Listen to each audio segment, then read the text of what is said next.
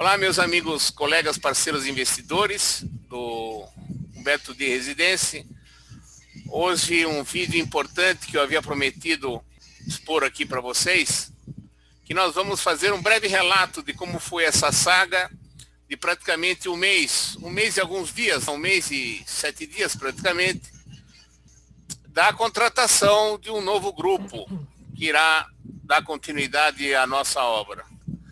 Então eu convidei o engenheiro Douglas novamente, que ele sempre, nessas eventualidades difíceis que acontecem na nossa obra, o engenheiro Douglas está sempre presente, participando, nos orientando. É uma pessoa, um profissional de grande valia aqui, essa nossa incorporadora. E ele vai iniciar fazendo os comentários do que ele observou em termos de orçamentos de mão de obra, de tudo que é tipo aqui na nossa região nesses últimos meses. E logo depois, em seguida, eu vou falar o relato de como foi a busca desse profissional até a assinatura. Boa noite, engenheiro Douglas. Esteja à vontade de comentar o que você tem a dizer a respeito desse grupo de pessoas que estão agora abrindo os olhos demais aqui, estão se tornando super profissionais, valorizando demais os seus orçamentos. Mas me conte, faça um breve relato aí para o nosso grupo.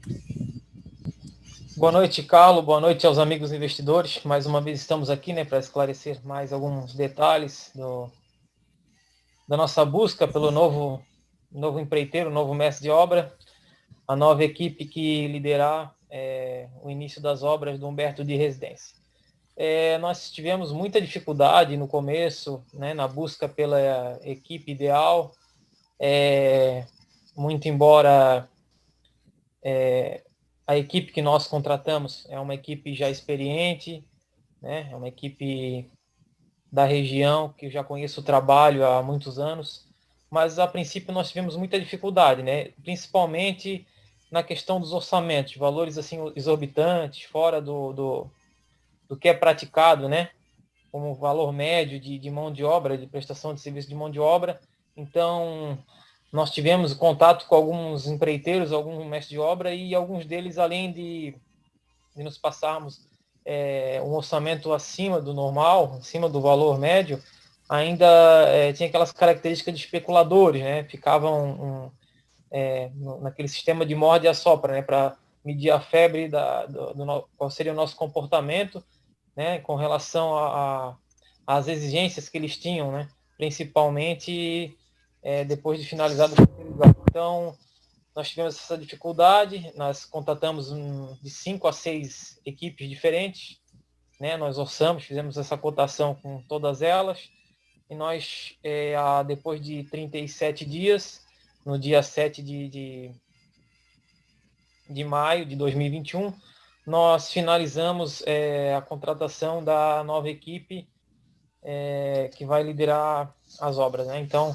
a primeira dificuldade foi essa, a segunda foi a questão de exigência também, acabavam querendo alterar o contrato de prestação de serviço que o Carlos tinha elaborado pela advogada de direito imobiliário Larissa. Então, foram várias barreiras que a gente teve que quebrar e vencer para poder encontrar a melhor equipe, a equipe ideal que se encaixasse no nosso orçamento, no nosso budget, e que pudesse levar a nossa obra com tranquilidade, principalmente com exclusividade, que está difícil encontrar empreiteiro com exclusividade, porque eles estão naquele sistema de uma onda, uma bolha de grandes reformas aqui na nossa cidade, na região, estão tendo muita oportunidade de reformas, então eles acabam dando prioridade a esse tipo de obra e acabam deixando em segundo plano obras de médio e longo prazo, que dão aquela garantia, aquela estabilidade anual, de ter um contrato longo, um contrato um bom negócio, na verdade, para todas as partes. Então, essas dificuldades que nós tivemos, que explica toda essa demora para a gente encontrar a equipe. Mas, graças a Deus, a gente encontrou, já estamos com um contrato assinado, até com encanadores, eletricistas também, que nós tivemos dificuldade, mas agora a gente conseguiu amarrar bem nesses contratos, já conseguimos selecionar as equipes corretas e a gente está aguardando para dar o início ao reinício das obras, né, Carlos? Exato, Douglas. Tudo começou, essa dificuldade começou com aqueles indicados que seriam os que iriam tocar a nossa obra, aquele senhor Adilson e o filho dele. Surpreendentemente, eu pesquei durante a reunião em que nós estávamos discutindo o contrato. Imagina, 3 horas e meia aqui em videoconferência como essa aqui, aonde eu achei absurdo que ele estava mudando todas as cláusulas do meu contrato, ou seja, o contrato que estava nos protegendo, ele fazia com que ele se protegesse. Eu falei, eu vou dar corda para ele, vamos ver até onde vai isso daqui. Aí, eu falando, acabou? Não, tem mais uma. Então, gente, foi assim até 3 horas de reunião. Imagina, 3 horas, nunca fiquei tanto assim. Falei, não, vamos ver até onde vai isso. Porque eu não ia aceitar. Aí quando a pessoa percebeu que achava que estava com o contrato garantido, ele acabou tropeçando. Ele dizendo que havia recentemente comprado uma marcenaria e que agora ele era um gestor. Ele não podia ficar na obra como o pai dele havia comentado comigo, o Adilson, né? Não sei se vocês recordam, é o Adilson e o filho, onde o próprio pai disse que, olha, na eventualidade da falta minha, vem o meu filho, me substitui aqui na obra. Aí o garoto veio com uma outra, porque ele foi colocado como negociador, e ele veio com uma nova roupagem de negociação. A primeira essa veio mudar o nosso contrato, tornar ele sendo protegido e nós ficando à mercê dele, nos cobrando o absurdo de multa. Queria cobrar multa diária por atraso de material que chegasse na obra. Olha só os absurdos. Isso aconteceu porque ele estava achando que ia fechar conosco pelo fato de eu já ter dispensado a turma, entendeu? Falei assim, agora tá tudo certinho para nós, né? Além de tudo, ele disse que não era o substituto do pai, porque agora tinha que gerir uma outra empresa. Ele ia fazer visitas à obra, uma ou 2 vezes por dia, para verificar como estava o andamento no caso da falta do pai. Eu falei, mas como? O seu pai vai faltar bastante? Ah, sim, porque nós estamos na iminência de fechar uma grande obra, já está tudo certo, eu estou entrando com o projeto, ele é arquiteto, esse garoto. Estou com o projeto já encaminhado pela prefeitura, ele pode ser aprovado em outubro, ou se não, mais tardar ali em janeiro de 2022. Eu falei, significa que, quer dizer, com 60% da obra, vocês vão ter que sair, vão atuar em outra obra? Ó, gente, sabe?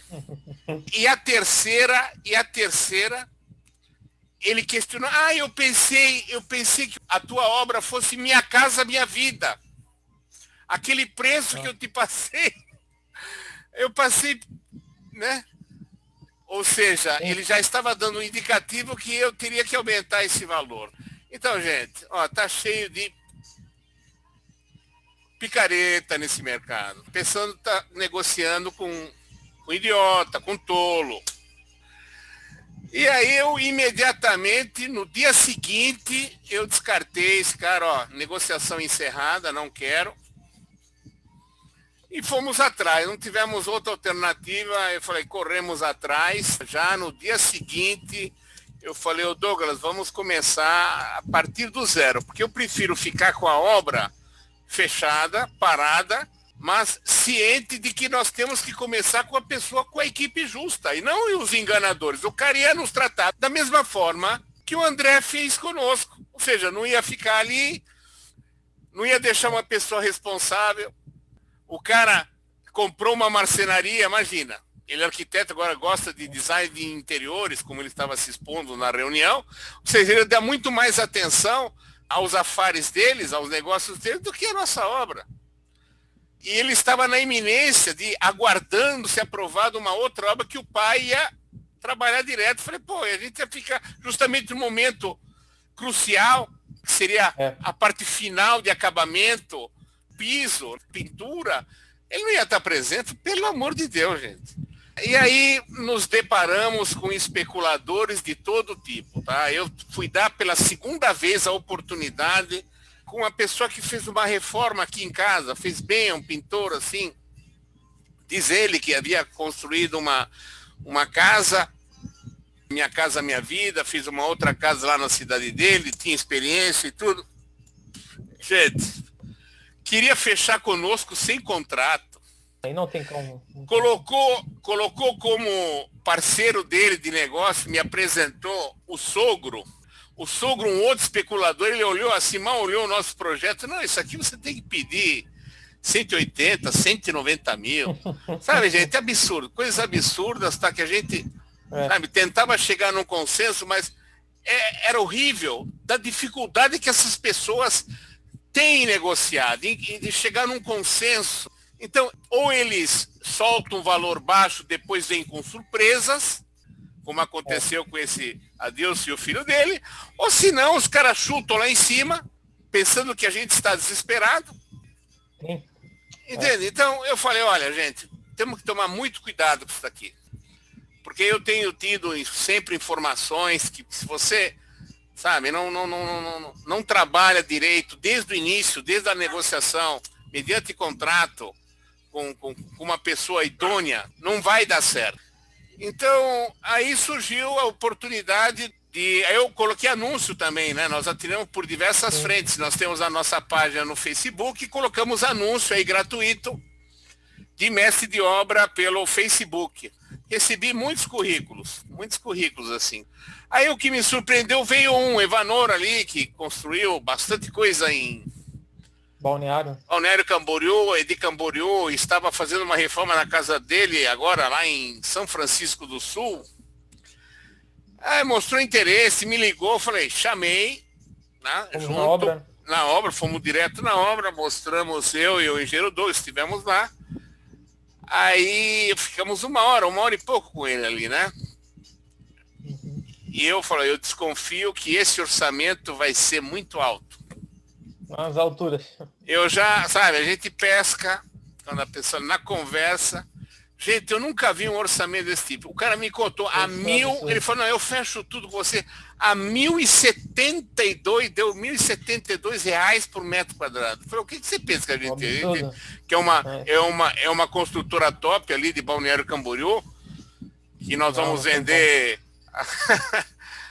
de 700, 800 mil cada unidade. Não, é absurdo. Não é isso. Sabe, então era assim. Aí difícil, abrimos uma outra oportunidade também, o sócio do engenheiro Douglas, o Marcos, ali que estava terminando uma obra. Também complicado, o custo muito alto. Eu teria que pagar em torno de 15 a 17 mil reais a mais a quentinha por dia para o pessoal, porque a equipe dele não traz comida de casa, ele quer a quentinha prontinha, senão ele não fazem, não esquenta comida na obra. Eu falei, pô, gente, tem geladeira lá, tem uma área bastante grande para você fazer. Não podemos perder tempo com isso. Pô, gente, 1h30 de descanso, 15 minutos para esquentar a comida. Sabe? Então, o pessoal quer pegar, mas quer passar todos os custos para cima da gente. Aí, além do que, ele não ia ser exclusivo nosso. Ele ia falar, não, é porque eu tenho que tocar 2 obras e eventualmente mais uma reforma. Ou seja, ia ser o mesmo embrólio de novo. Tá? De novo, ficamos na mão de empreiteiro. Rodamos.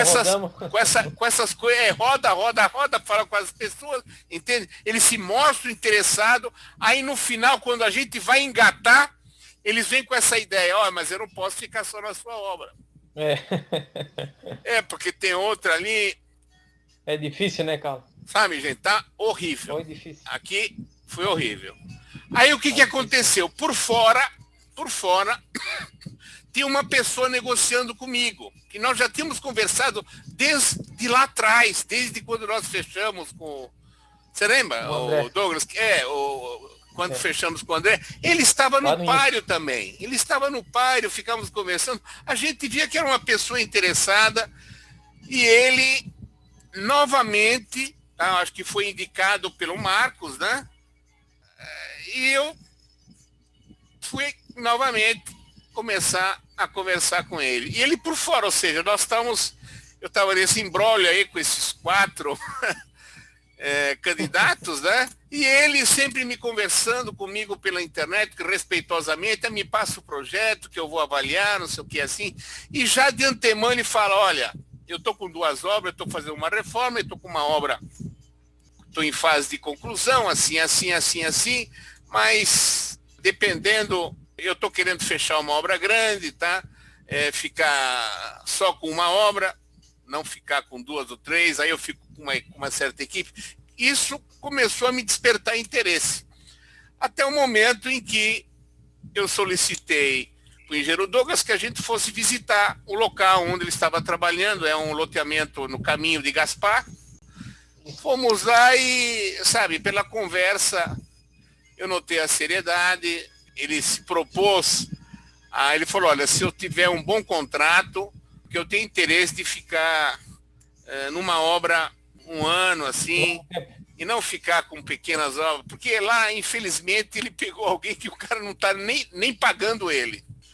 Está com dificuldade. Está com dificuldade. O cara, imagina, geralmente, quem constrói, a parte de dificuldade financeira começa nos acabamentos finais, nos 60% final da obra. Pô, o cara estava levantando o tijolo. Tava na segunda, estava tijolando, o cara não tinha recurso financeiro para continuar essa parte que é a parte primordial Bruta. De uma obra. Imagina, ele também não estava recebendo. E aí, durante 2 semanas, para não espantar, eu não apresentei o meu contrato, porque o nosso contrato é hiperprotetivo. O engenheiro Douglas até me alertou, falou, Carlos, vamos de leve, tá? Vamos de leve, porque senão, que é a nossa, uma das últimas alternativas, né? Sim. E nesse interim, tá? Nesse interim que ele falou, ó, não passa o nosso contrato, surgiu a oportunidade também com o Ivanor, que é alguém que o engenheiro Douglas conheceu recentemente, né? Valmir, tá? É um mestre de obra, porque o meu objetivo é contratar não empreiteiro, e sim mestre de obra que tenha uma equipe. Isso. Esse foi o meu objetivo desde o início. E agora se sacramenta que é a melhor filosofia. Em vez de pegar um empreiteiro que ele não se responsabiliza por nada, o cara pega o pintor, vai pegar o pintor que melhor lhe custe. O eletricista que o melhor lhe custe. Vai terceirizar tudo. Vai terceirizar tudo com profissionais não tão bons e vai repassar. Exato. E vai repassar o valor em cima de mim. Então, por isso que eu já falei com o engenheiro Douglas, vamos esquecer empreiteiro. Eu quero contratar mestre de obra. Um mestre de obra com experiência em obras pequenas e médias, ok? Que saiba administrar pessoas e tem um grupo ali de 2, 3 pessoas que ele confia e vai tocar a obra com ele. E esse Paulo é um evangélico, né? Já construiu igrejas grandes. O engenheiro Douglas participou também de um projeto, né, que ele foi contratado por uma igreja evangélica, que ele era o empreiteiro. Isso. Construiu lá no interior da Bahia, não é isso? Interior da Bahia. E ele veio aqui, ele está morando aqui e construiu também uma outra igreja evangélica aqui, grande, em Itajaí, sabe? Então eu percebi que é uma pessoa que a gente pode argumentar, entendeu? Uma pessoa responsável. E outra coisa, aí eu peguei, peguei o contrato dele. Eu falei, olha, então eu não vou mostrar o meu contrato. Eu falei, Paulo, me passa o modelo de contrato que você está acostumado a fechar. Aí a gente trabalha em cima. Gente, se vocês vissem o contrato dele, é contrato de dar risada. Pô, o nosso, para vocês terem uma ideia, tinha 18 páginas. O dele tinha 1,5 página. Página e meia. Aí muito genérico, né? Genérico. Aí eu, aos poucos, eu falei, nós precisamos, não podemos esquecer isso aqui. E ele aceitou. Aí eu transformei essa 1,5 página em 4.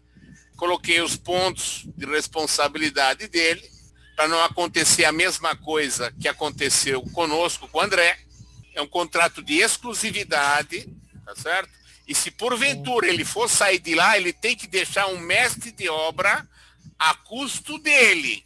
Isso. Certo? Não deixar, Deus dará a obra sob responsabilidade de um pedreiro e de um servente. Deixa ali. Como o André estava deixando conosco. Certo? Sim. Então é isso. Nós conseguimos fechar um contrato. Eu comentei com vocês ali, né, particularmente no nosso canal do Instagram, mas eu preferi fazer este vídeo somente quando eu concluísse mesmo a contratação dos outros 2 profissionais importantes que eles vão trabalhar junto. Quando você faz o alicerce, a fundação, a estrutura, vai ter que vir o eletricista junto com o encanador. Então, com essa filosofia que eu queria implantar já desde o início, e o engenheiro Douglas deu a mão à palmatória e falou que é a melhor, apesar de ser mais desgastante, é difícil encontrar pessoas, mas é o melhor, porque você faz diversos contratos e contrata só especialista naquele setor. Isso. O mestre de obras, Paulo, é especialista em quê? Até o reboco. Certo? Bruto, é o bruto da obra. O alicerce, a fundação, toda a estrutura, tijolamento, emboço, reboco, o contrapiso e a colocação do piso. Fizemos um contrato que ele também vai nos colocar o piso, porcelanato retificado ali. Tá? Coisas que outros não fariam. Tá bom? Foi R$450 por metro quadrado, essa estrutura. Inclusive conseguimos, que ele disse que ia fazer elétrica, sabe? Eu falei, não quero que você faça elétrica. Porque elétrica eu quero como profissional. Tá? Aí trocamos a elétrica por toda aquela estrutura de cima que vai abordar as 4 caixas d'água. Então ele vai fazer toda a impermeabilização, levar aquela estrutura onde vão ficar a torre, né? A torre de reservatório. Certo? Então ele vai nos fazer isso.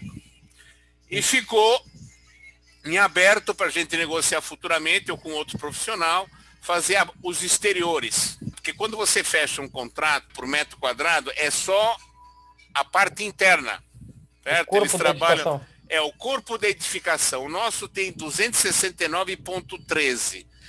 Está fora dessa metragem construída as paredes de confrontação, as garagens, as esperas, a lixeira, as esperas dos portões, o hall de entrada, a calçada.